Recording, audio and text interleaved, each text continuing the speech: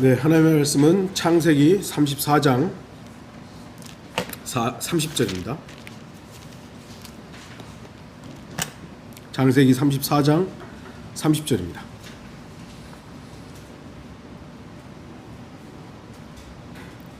제가 말씀을 읽도록 하겠습니다. 야곱이 시므온과 레위에게 말하기를 너희가 나를 괴롭혀 그 땅의 거민 즉 카나안인들과 프리스인 가운데 나로 하여금 악취를 풍기게 하였도다. 나는 수가 적으니 그들이 합쳐서 나를 대적하며 나를 죽이리니 그리하면 즉 나와 내 집은 망하리라 하니. 그랬습니다. 오늘 말씀의 제목은 야곱의 잘못된 두려움입니다.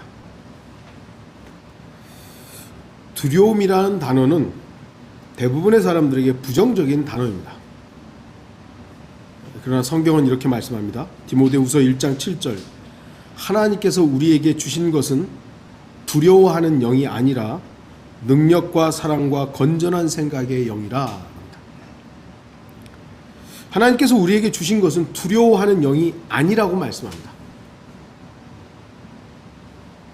그리스도인이라면 어떻게 보면 두려움을 모르는 사람들입니다. 초대교회의 성도들은 굶주린 사자 앞에서도 두려움 없이 죽어갔으며 암흑시대의 신약 성도들도 로마 카톨릭이 만든 화형대 속에서 찬송을 부르며 죽어갔습니다. 지금도 지구촌 각 지역에서 죽음을 두려워하지 않고 예수 그리스도의 복음을 전하는 사람들이 있습니다. 저는 우크라이나에서 그렇게 선교하는 선교사들 생각하면 나라면 그렇게 할 수 있을까? 폭탄이 저기저기 막 떨어지고 자기하고 교제했던 청년들은 전쟁터에 나가서 죽고 이런 것들을 직접 목도하고 있잖아요.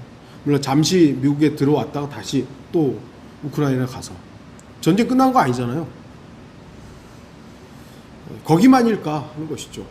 아랍 지역에서 선교하는 선교사들은 정말 어느 날 어떻게 사라질지 모르는 상황 속에서도 복음을 전합니다.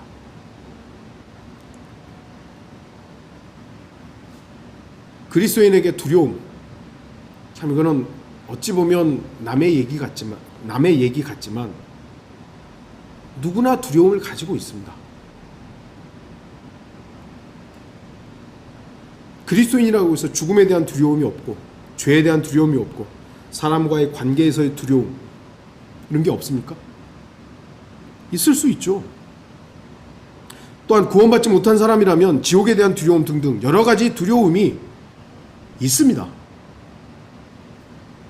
그러나 성경은 하나님께서 우리에게 주신 것은 두려워하는 영이 아니다 라고 말씀합니다. 하나님께서 우리 그리스도인들에게 성도들에게 주신 두려워하지 않는 영은 무엇입니까? 하나님께서 우리에게 두려워하지 않는 영을 주셨대요. 그러면 이 두려워하지 않는 영은 무엇입니까? 성경은 두려워하는 영과 반대되는 것은 두려워하지 않는 영이다. 그러니까 두려워하지 않는 영의 반대는 두려워하는 영이다. 이게 아니에요. 두려워하는 영을 주신 게 아니라 두려워하지 않는 영을 주셨다. 이게 아니라 뭐라고 말씀합니까? 능력과 사랑과 건전한 생각의 영이라고 그러는 것이죠. 두려워하는 영의 반대는 두려움 없는 영 또는 두려워하지 않는 영이 아니라는 겁니다. 두려워하는 영의 반대는 능력과 사랑과 건전한 생각의 영입니다. 하나님께서 우리에게 두려워하는 영을 준 게 아니라 두려워하지 않는 영을 준 거다 이게 아니래요. 하나님은 두려워하는 영을 준 것이 아니라 능력과 사랑과 건전한 생각의 영을 주었다 이것입니다.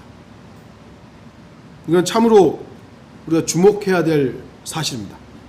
왜냐하면 그리스도인은 분명히 두려워하지 말아야 하지만 또한 반드시 두려워해야 합니다.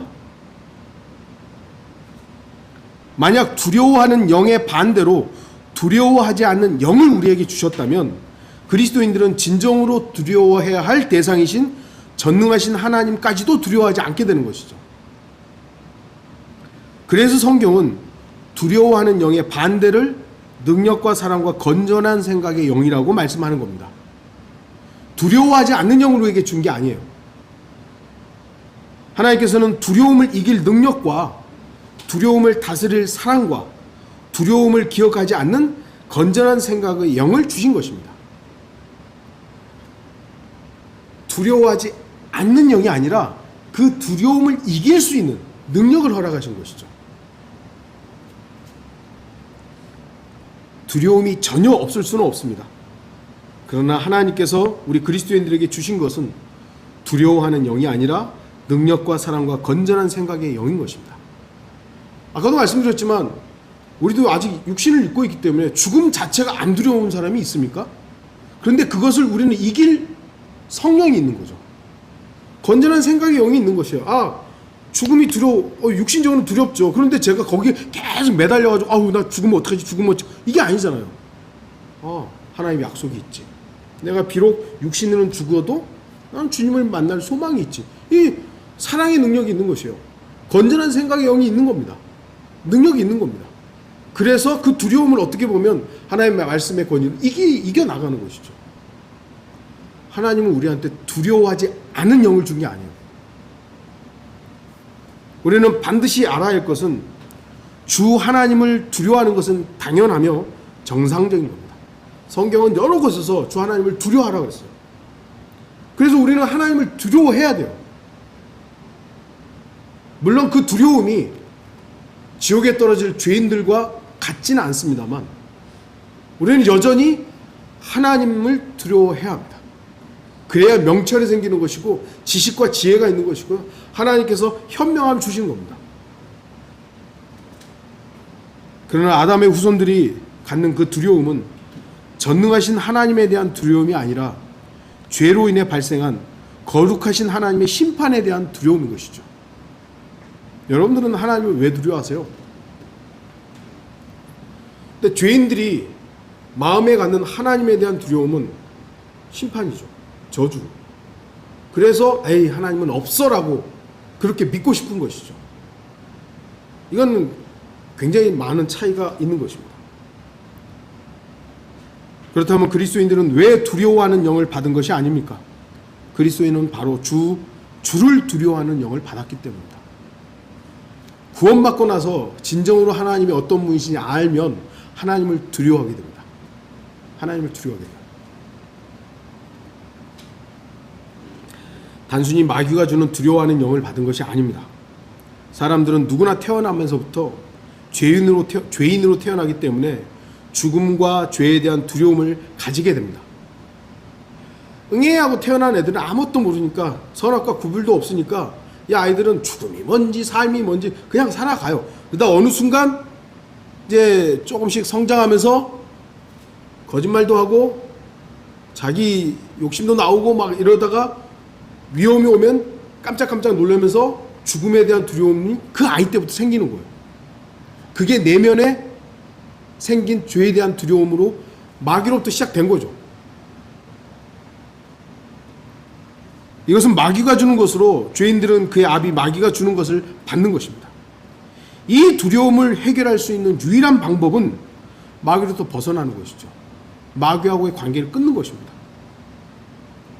죽음과 죄의 문제로부터 벗어나야만 죽음과 죄에 대한 두려움이 없어집니다.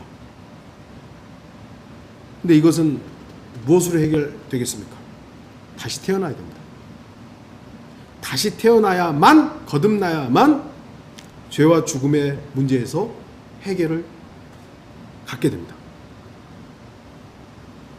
모든 죄인이 비록 마귀의 자녀로 태어나 두려워하는 영을 소유하며 살아가지만 하나님의 영으로 거듭나 성령의 인도함을 받게 되면 주를 두려워하는 영을 소유하게 됩니다. 잘못된 두려움을 끊고 정상적인 두려움을 소유하게 됩니다. 그래서 죽음의 두려움으로부터 벗어날 수 있는 것입니다. 아까도 말씀드렸지만 우리는 아직 육신에 남아있는 본성 때문에 죽음이 내 앞에 온다면 나는 웃으면서 죽음을 맞이 뭐 그럴 분도 있을지 모르겠습니다만 대부분 순간적으로 죽음에 대한 두려움이 옵니다. 그러나 거듭난 사람이라면 다시 태어난 사람이라면 그것이 나와 무관하다는 것을 알기 때문에 담대히 맞설 수 있는 것이죠. 두려워하지 않게 되는 것이죠.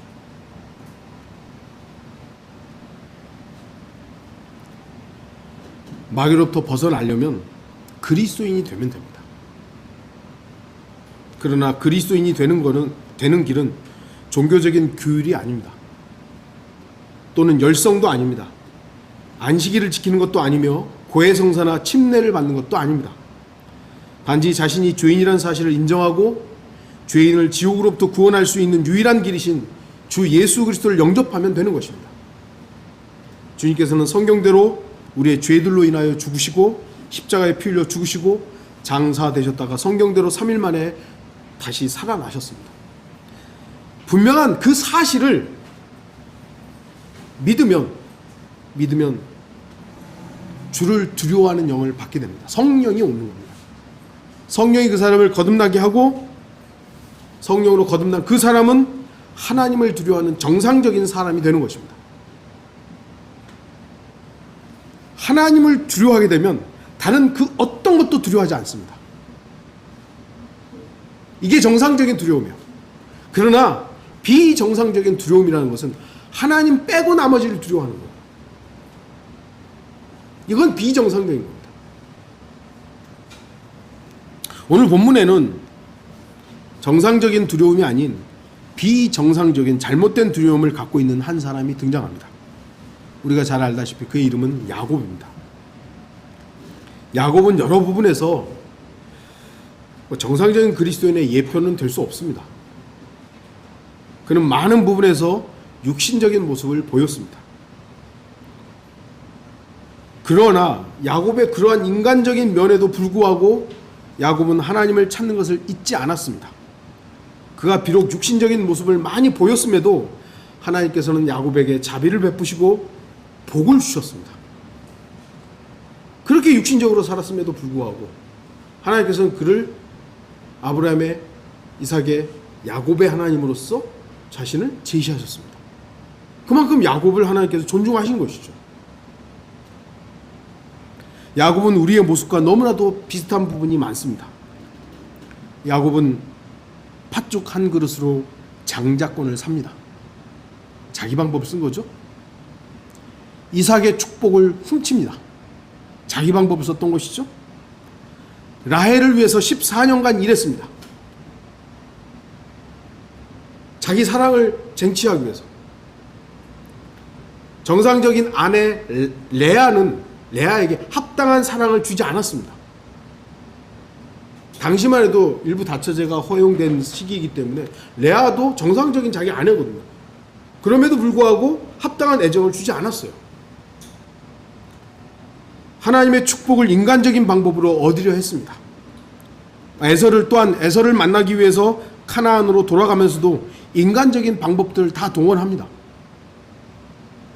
그럼에도 하나님께서는 야곱을 축복하셨고 가는 곳마다 물을 주셨으며 가축들이 늘어나도록 하셨으며 자손들이 번성을 했던 것이죠. 야곱의 그러한 모습, 우리 자신과 너무나도 비슷합니다. 가만히 저를 보면 이렇게 축복받을 만한 자격이 안 돼요. 이렇게 많은 걸 누려야 할 자격이 안 돼요. 여러분은 어떻습니까? 여러분 지금 여러분이 누리고 있는 것들을 다 그래 내가 이 정도는 아니야 이거보다 더 누릴 수 있는 사람이야 그렇게 말할 수 있으세요? 저는 그렇지 않아요. 저는 지금 너무 과분해요. 저라는 사람에 비하면 하나님이 주신 게 너무 많아요. 너무 커요. 야곱을 보면 이렇게 하나님의 복을 받을 만한 사람이 아니에요. 사실은 너무 육신적으로 살았기 때문에. 그럼에도 불구하고 하나님께서는 그에게 복을 주십니다. 우리의 관점과 하나님의 관점이 다른 것이죠. 우리는 야곱의 모습을 살피면서 영적인 교훈을 얻어야 합니다. 야곱은 잘못된 사귐을 허용했습니다. 34장 1절 보시겠습니다. 레아가 야곱에게 낳은 딸 디나가 그 땅의 딸들을 보러 나갔는데, 야곱의 많은 자식들 중에 디나는 유일한 딸입니다. 많은 아들들 중에서 한 명의 딸이 얼마나 많은 사랑을 받았겠습니까? 야곱은 자녀들의 교육을 철저하게 했어야 합니다. 자신의 사랑하는 딸 디나가 가나안의 딸들을 보기 위해 나갔을 때 막았어야 되는 거죠. 못 가게 했었어요. 보다, see, 이 보다, 보는 것, 참으로 주의를 기울여야 할 부분입니다. 이브도 봤죠. 보암직도 하고 봤습니다. 무엇을 보느냐, 무엇을 보느냐, 굉장히 중요합니다. 그러나 야곱은 자신의 사랑하는 딸 디나가 가나안의 딸들을 보러 가는 것을 막지 않았습니다. 물론 지금도 뭐 학생, 뭐 초등학교, 중학교, 고등학교까지는 부모가 통제가 가능하죠. 근데 20세 이상이 되어버리고 이제 미성년이 안 되면 사실은 지금 이제 뭐랄까요, 이 시대에 자녀들을 뭐 통제하고 이런 건 정말 어려워요. 이제 맡겨야 되는 거죠. 그럼에도 성인이 된 그 자녀들에 대해서 이거는 너 잘못된 거야, 이거는 너 주의해야 돼, 말할 수 있어야 되죠.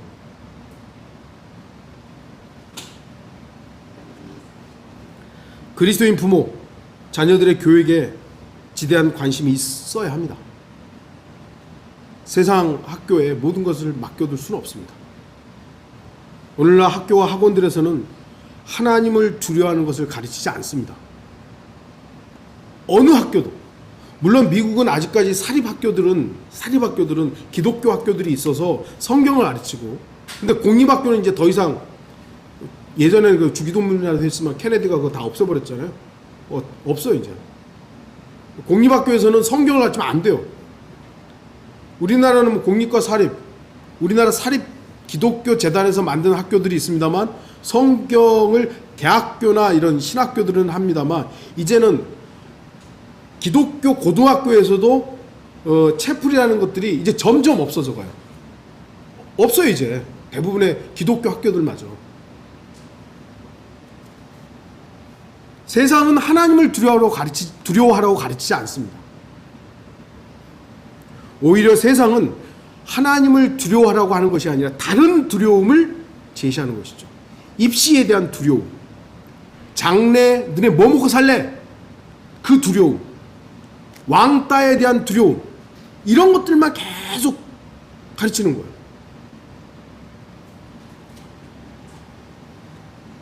학생들을 점점 더 사탄의 지배하에 들어가게 만드는 겁니다.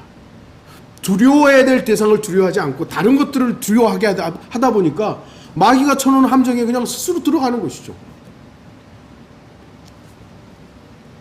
오늘날 부모들은 야곱이 자신의 딸 디나가 가나안의 딸들을 보러 간 것을 방치했듯이 세상에 내어주고 있으며, 성적을 더 올리기 위해서는 온갖 방법을 다 동원합니다.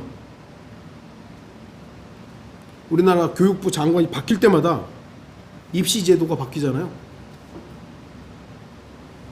그럴 때마다 제가 볼 때는 하나님에 대한 두려움을 지워버리고 있는 거예요. 계속 부모로부터 자식까지, 야, 입시 제도가 이렇게 바뀌었으니까 이렇게 해야지 저렇게, 거기에는 모든 신경을 다 쓰는데 하나님과는 상관없는 거예요.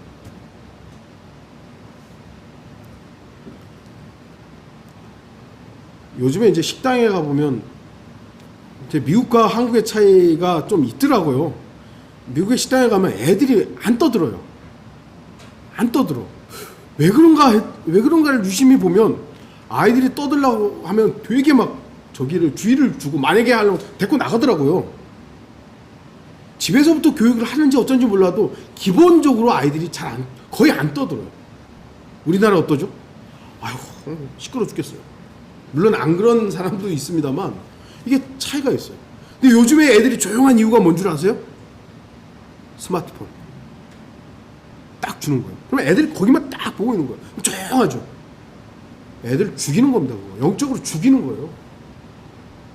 집에서부터 교육을 시키고 식당에 와서 같이 식사를 하는 것이 맞는 거지, 애들 떠든다고 스마트폰 딱 주워주고 이제 조용하게 됐어, 아이들을 망치는 거예요. 저는 제발 뭐 우리 이제 다 컸으니까 안 그렇습니다만, 혹여 여러분의 뭐 자녀들이 결혼하고 아이들이 있을 때 그렇게 한다면 절대 그러지 않기를 바라요. 하나님을 두려워하고 부모의 권위 앞에 순종할 수 있는 자녀들로 키워야 되는데, 이게 다 망가지고 있는 거예요. 야곱이 디나한테 그런 겁니다. 청년들 우리 주의해야 됩니다. 무엇을 볼 것인가 항상 주의해야 됩니다. 시편 119편 9절 청년이 무엇으로 자기 길을 정결케 하리이까 주의 말씀을 따라 조심할 것이니이다. 여러분들 이 세상은 진짜 볼 거 많아졌죠. 제가 여러분 나이대와 여러분이 지금 청년일 때에 뭐 지금은 저도 뭐 스마트폰으로 유튜브 많이 봅니다만 주의해야 돼요. 무엇을 볼 것인가, 무엇을 들을 것인가. 야곱은 자신의 딸 디나를 카나안인들에게 방치함으로 인해 잘못된 두려움을 갖는 씨앗을 뿌린 것입니다. 야곱은 죄에 대해서 침묵했습니다. 34장 5절 보십시오.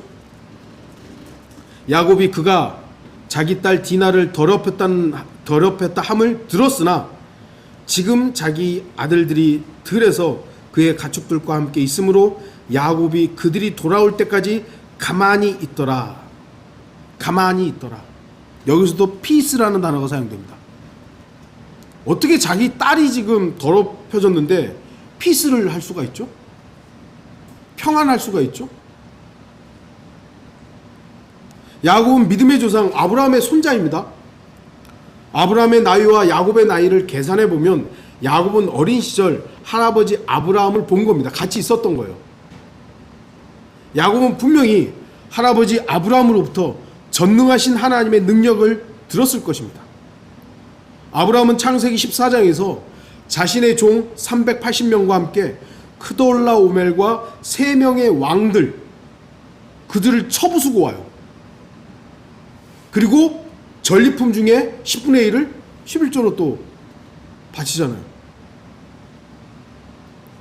이런 무용담을 아브라함이 야곱에게 하지 않았을까요? 하나님은 이런 분이다. 이런 분이다. 야곱은 자신의 할아버지 아브라함의 하나님을 잘 알고 있었고 야곱은 가는 곳마다 아브라함의 하나님, 이삭의 하나님께 기도했고 제단을 쌓았던 것이잖아요. 그러니까 하나님을 알고 있었던 사람입니다. 그러나 여기서 야곱은 너무나도 나약한 모습을 보여줍니다. 야곱은 자신의 사랑하는 딸 디나가 가나안 땅의 히위인 하몰의 아들 세켐에게 더럽혀졌다는 소식을 들었어요. 그렇다면 어떻게 해야 됩니까? 하나님께 묻고 응당 징계를 하러, 심판을 하러, 죄를 징계하러 가야 되는 것이죠. 세켐을 죽이러 달려가야 되는 게 맞는 겁니다. 그러나 웬일인지 야곱은 자신의 아들들을 평화롭게 기다리고 있었습니다. 가만히 있더라.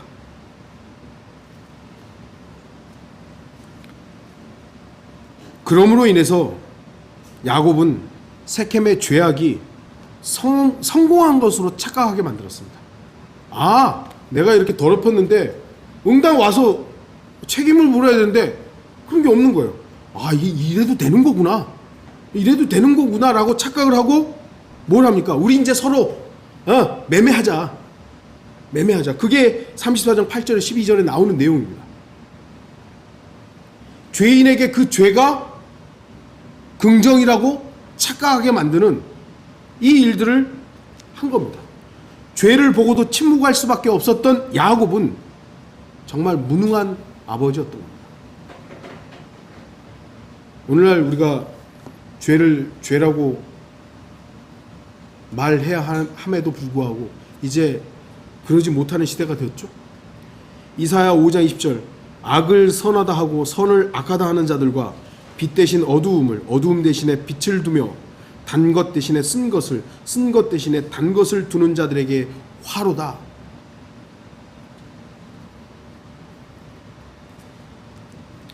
어떤 분이 저는 공산주의, 사회주의 싫어한다고 그건 잘못된 거라고 했더니 어떤 분이 저에게 아직도 그런 편가르기를 하시냐고 당신은 우파라고 그러시더라고요. 그러거나 말거나 또 어떤 분은 제가 또 좌파래요. 좌파 목사라서 실제로 제가 좌도 같다 우도 같다 그러나 봐요.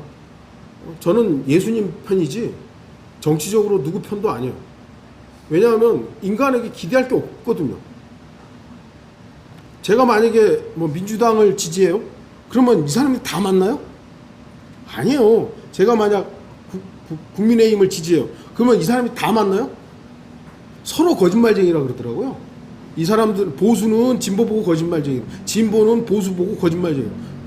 정답은요, 둘 다 거짓말쟁이에요. 둘 다. 자기들의 이익을 위해서 이랬다 저랬다 하는 사람들이에요. 선을 악이라고 했다가 어느 날 갑자기 선이 악이 되고 악이 선이 되어버리는 거예요. 그리스도인들이 그러면 안 되죠. 그리스도인은 그것이 죄면 죄인 거예요. 그냥 죄는 죄지 그것이 어느 날 갑자기 선으로 바뀔 수 없어요. 우상을 숭배한다 그럼 그건 죄이지. 그거는 괜찮다고.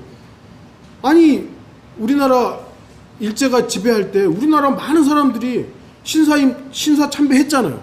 그 중에 목사들이 얼마나 많은데요.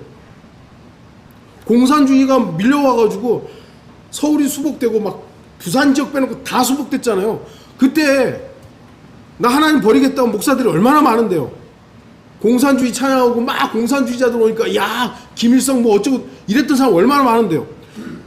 바뀌어버리니까 아무것도 아닌 것처럼 자기 친일했던 거 입 다물어버리고 공산주의 찬양했던 거 입 다물어버리고 지금이 이제 아니 그거는 아니죠.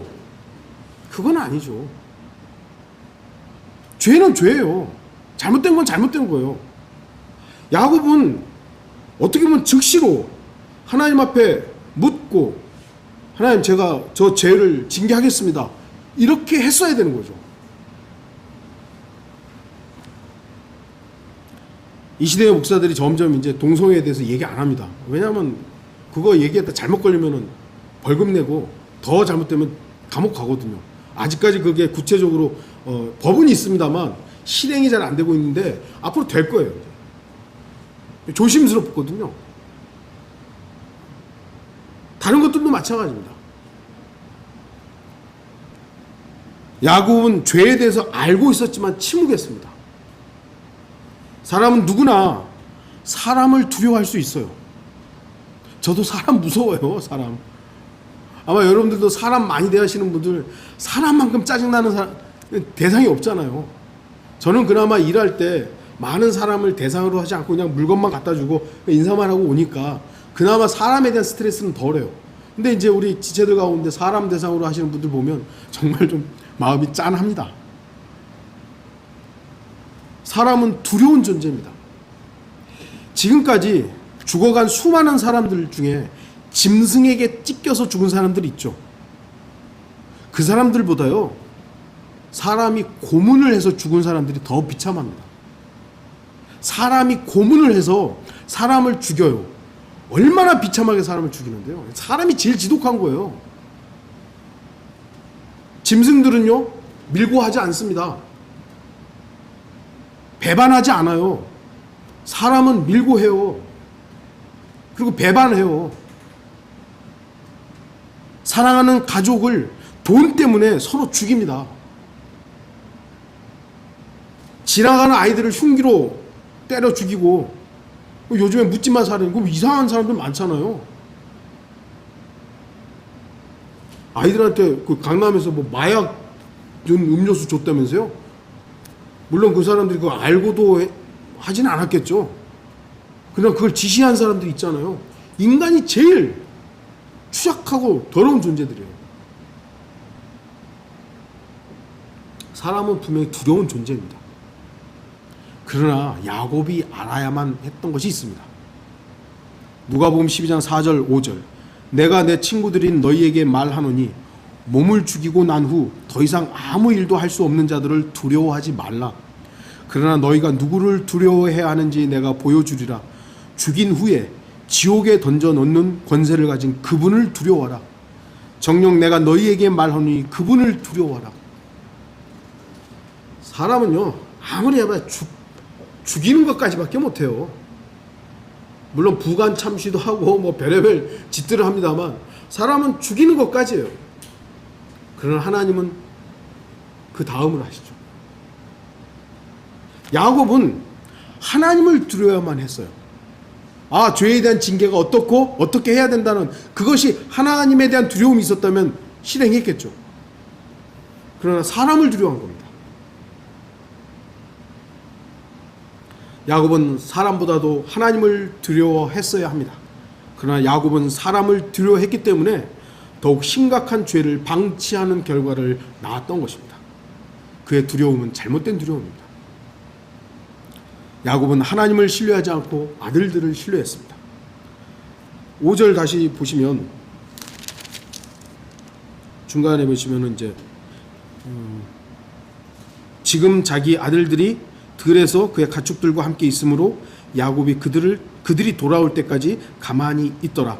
돌아올 때까지. 야곱은 자신이 늙어서 더 이상 싸우지 못할 것이라고 생각합니다. 아, 그런데 얼마 전에 그 마이클 타이슨 이제 늙어가지고 힘도 못 쓸 것 같은데, 젊은 사람하고 해서 이기더라고요. 야, 그러니까 얼마나 그 골격이라든지 힘이 남아있는지 대단한 사람이더라고요. 제가 한때는 옛날에 타이슨이라고 별명도 있었는데 간혹 가다가 그런 사람들이 있죠. 그러나 대다수는 이제 나이가 들고 그러면 힘이 빠지고 싸우지 못합니다. 야곱도 인간적으로 보면 야곱이 자신에 대해서 평가하는 게 맞을지도 모릅니다. 그러나 야곱은 보통 사람이 아니잖아요. 야곱은 그래서 자신의 건장한 아들들을 기다렸을 것입니다. 우리는 야곱의 모습에서 그가 하나님과 씨름해서 이겼다는 그런 것을 발견할 수가 없는 거예요. 야곱이 어떤 사람입니까? 창세기 32장에서 분명히 하나님과 겨루어 이겼다라는 이름을 받을 정도로 끈질기게 물고 늘어지는 악발의 근성을 가졌던 것이 야곱입니다. 이렇게 하나님과 싸워 이긴 사람이 누가 있어요? 없죠. 그는 전능하신 하나님이 아니면 자신의 형 에서에게서 살아날 수 없음을 알고 위골이 될 때까지 그렇게 싸웠습니다. 하나님을 붙잡고 싸웠던 것이죠. 그러나 야곱은 어느덧 하나님을 신뢰하는 것을 잊고 자신의 아들들을 신뢰하는 늙은이로 변해버렸습니다. 야곱은 여러 가지 면에서 잘못된 길을 가고 있습니다. 야곱은 자신의 사랑하는 딸 디나를 방치했고 또한 죄를 발견했음에도 불구하고 침묵하더니 이제는 하나님을 신뢰하기보다 자기 아들들을 신뢰하기까지 이릅니다. 하나님께서는 기회를 주십니다. 그리스도인들 역시 처음 출발이 잘못되었을 때, 삐끗했을 때 하나님께서는 바로잡을 수 있는 기회들을 여러 가지 방법으로 제시하십니다. 여러 가지로. 그러나 우리의 실수는 자신의 잘못을 인정하지 않고 육신을 신뢰하는 것입니다. 아, 내 생각이 맞아. 내 방법이 맞아. 성경은 분명히 사람을 신뢰하는 것과 육신을 무기로 삼는 사람과 그의 마음이 주로부터 떠난 사람은 저주를 받는다고 말씀합니다. 야곱이 신뢰했던 그의 아들들, 결국 야곱이 잘못된 두려움을 갖게 하는데 도움을 주고 있는 것이죠. 여러분 누구를 신뢰하십니까? 한번 스스로에게 물어보십시오. 대부분 기독교인들은 말로는 하나님을 신뢰한다고 말하죠.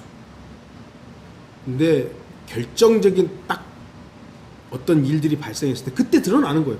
믿음은 어떻게 보면 우리는 평범한 생활을 하는 게 믿음이지만 하나님은 그 믿음을 테스트하시잖아요. 그래서 뭔가를 고난을 주시거나 아니면 시련을 주시거나 뭘 주시는 거예요. 그때 그 믿음의 진가가 나타나는 거예요. 믿음은 고난에서 드러납니다. 믿음을 주님 늘려주십시오. 그거 위험한 말입니다. 하나님께서 믿음을 테스트하려면 반드시 뭔가가 있어야 되기 때문에 그냥 평범한 시간대 여러분의 믿음을 견지하시고 나가세요. 네. 믿음을 더 늘려달라고 하면 여러분들 주님 내가 테스트 받을게요. 요 말이니까요. 그냥 평범하게 짧게 이렇게 뭐라 하죠? 작게 길게 주님 바라보시면서 나가세요. 사람을 신뢰하거나 다른 사람을 신뢰하거나 나 자신을 의지하거나 마음이 주로부터 떠난 사람이 있다면 주의하십시오. 결국 여러분이 신뢰했던 것들이 여러분을 함정에 빠뜨립니다. 야곱의 아들들은 속임수를 씁니다. 그것을 야곱은 방치합니다. 34장 6절에서 7절 좀 제가 그냥 읽겠습니다. 세겜의 아비 하몰이 야곱과 더불어 대화하고자 그에게 왔는데 야곱의 아들들이 그 소식을 듣고 들에서 돌아오니 사람들은 비탄해하고 그들이 매우 분노하였더라. 이는 그가 야곱의 딸과 동침함으로 이스라엘에서 어리석은 짓을 행하였으니 이 일은 행해서는 안 되는 일이기 때문이라. 13절부터 17절에 이제 뭐 할례 받으라고 하는 것이죠. 야, 우리가 이제 하나 되려면 할례를 받아라. 길기 때문에 제가 읽지는 않겠습니다. 너희가 우리 같이 된다면, 할례 받고 너희가 우리 같이 된다면 우리는 하나다. 이렇게 이제 어떤 제시를 하는 겁니다. 야곱은 이제 세겜의 아비 하몰이 대화하려고 왔을 때 한 집안의 가장으로서 아무 힘이 없는 거예요. 하몰과 야곱이 대화를 한 게 아니라 야곱의 아들들이 하몰과 대화를 합니다.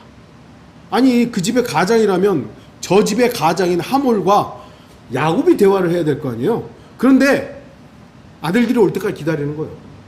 그리고 하몰, 저쪽 집안의 대표인 이 하몰과 야곱의 아들들이 대화를 합니다. 그러니까 야곱은요, 이제 영적 권위, 가장으로서의 권위 싹 다 없는 겁니다. 이게 야곱의 모습인 거예요. 하몰과 야곱의 아들들의 대화를 야곱은 듣고만 있는 것입니다. 야곱의 아들들은 기만적인 답변을 합니다.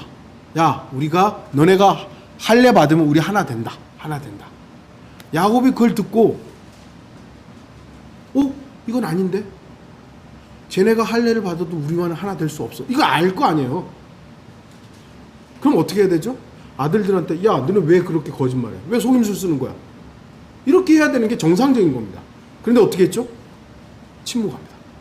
거기서도 또 침묵을 합니다. 야곱은 그의 아들들에게 어떠한 제재도 가하지 않습니다. 그는 또 한 번의 죄의 씨앗을 뿌리고 있습니다. 딸 디나가 가나안의 딸들을 보러 갈 때 막지 못했고 이제는 자신의 아들들의 기만적인 속임수를 알면서도 막지 못했습니다. 야곱은 자신의 아들들이 하몰과 세겜에게 어떤 일을 할 것인지 짐작했을 겁니다. 할례를 받으면 어린 아이들이야. 이제 이스라엘 백성들은 유대인들이야. 난지 8일 만에 할례를 하니까 이 아이들은 아프면 아는지 어쩐지 모릅니다만 그냥 하는데 어른들이 할례를 하면 고통이 심각하죠. 거의 일주일을 움직이지 못해요. 그러면 이 애들이 지금 왜 이럴까? 짐작할 수 있는 거예요. 무슨 일이 일어날 수 있겠구나. 잔머리 많이 굴렸던 이 야곱이라면 충분히 예상 가능한 시나리오인 겁니다. 그런데도 입 다물고 있는 겁니다.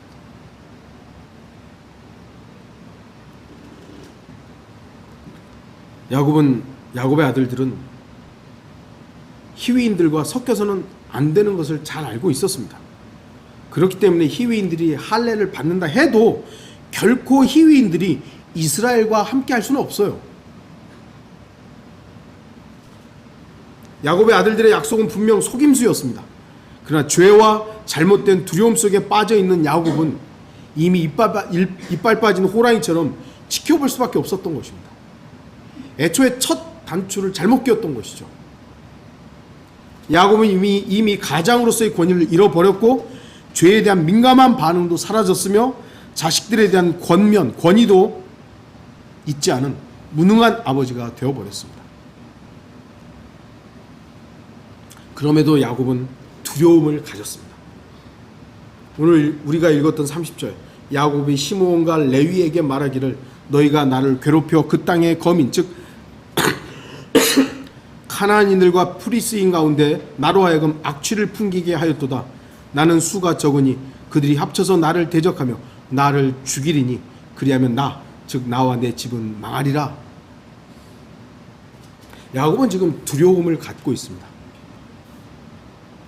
자신의 딸을 방치했고 그로 인해 딸이 더럽혀졌으며, 그리고 야곱 자신은 아들들을 신뢰함으로 침묵할 수밖에 없었던 일들, 또한 아들들의 속임수를 알면서도 방치했던 것, 그것으로 인해 하나님에 대한 두려움을 갖는 것이 아니었습니다. 자신이 했던 그 일들 때문에 하나님을 두려워한 게 아니에요. 야곱은 지금 가나안인들에 의해서 죽을까봐 두려워하는 것이죠. 하나님에 대한, 자기가 했던 행위에 대해서 내가 잘못된 행위를 했네, 그리고 하나님을 두려워한 게 아니라 가나안 사람들이 나 죽일 것 같아, 나 죽을 것 같아, 이 두려움에 빠졌던 것입니다. 죄악에 대해 침묵했을 때 야곱은 단순히 사람 자체를 두려워했습니다. 그러나 이제는 죽음을 두려워하고 있습니다.